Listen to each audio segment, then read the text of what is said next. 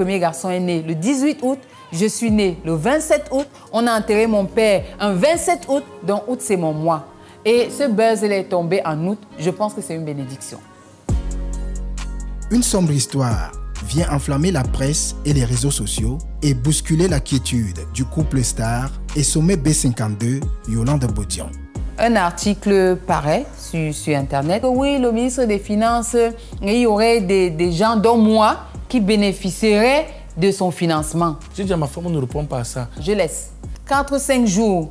Un autre article paraît que j'étais hôtesse de l'air et tout, comme Nathalie Nkwa et tout. Sauf que Nathalie Nkwa n'a jamais été hôtesse de l'air. Elle a été hôtesse au sol. Le téléphone sonne. C'est Mireille Fomecon qui m'appelle. Tes photos sont partout, sur les réseaux sociaux, tes photos intimes avec le ministre. Moi, mes photos avec le ministre, ça a commencé où? Je lui demande, tu as les photos? Elle me dit, oui, elle me les envoie. Et je me souviens que, tiens, j'avais perdu un téléphone. Ma mère est décédée des suites de cancer. Et ces derniers mois, elle était avec moi. Et je filmais tout. Vous savez que ma femme, elle aime filmer tout. Vous avez volé le téléphone. Ok, on a perdu le téléphone, si on veut dire.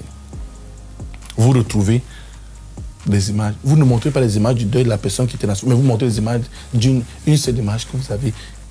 À quelle fin? Je dois reconnaître que oui, c'est ma vie sexuelle avec mon mari. On fait ce qu'on veut. On assume. Il est au sport. Je l'appelle, je lui dis, viens, sors du terrain. Il me dit, qu'est-ce qu'il a? Il dit que non, viens voir. Tu commences à réfléchir, hein, à chef bandit. Il paraît que ces photos circulent. Mireille vient de me les envoyer. Je me reconnais. Le plus grave, c'est qu'ils veulent faire croire que c'est le ministre des Finances, M. Louis-Paul Motazi. Et c'est là justement qu'on est choqué.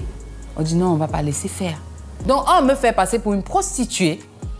Et deux, faire passer mon mari pour quelqu'un qui est un homme cocu et tout le reste. Moi, monsieur Sommet, j'irai donner ma femme à quelque chose. Et nos familles ont été extraordinaires. Au niveau de la famille, nous n'avons pas été ébranlés. Je lui dis tout de suite, ma sœur, tu sais, tu es une star. Les enfants. Alors que ces photos privées ont été publiées, j'ai apprécié le fait qu'elle me le dise d'elle-même. Alors j'étais préparé psychologiquement à tout genre de remarques que je pouvais entendre. Aussi, je n'ai cessé de lui rappeler que ce n'était pas une fin en soi, que ce n'était pas une fatalité, car ça n'enlève rien à son talent. Et mon mari et moi, on a notre vie sexuelle, ce sont nos fantasmes, on a nos vies, c'est tout ça comme tout le monde.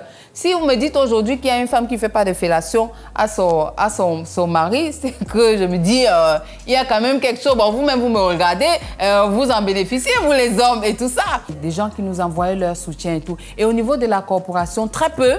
Parce que beaucoup étaient convaincus que c'était ça. Ça leur aurait fait plaisir. Pour ceux qui ont publié les photos de ma soi-disant nudité, je voudrais simplement leur dire qu'on ne vit pas en faisant du mal aux autres. Vous traversez peut-être des périodes difficiles, mais que le Seigneur vous bénisse et vous permette d'en sortir, mais surtout qu'il mette en vous plein d'amour.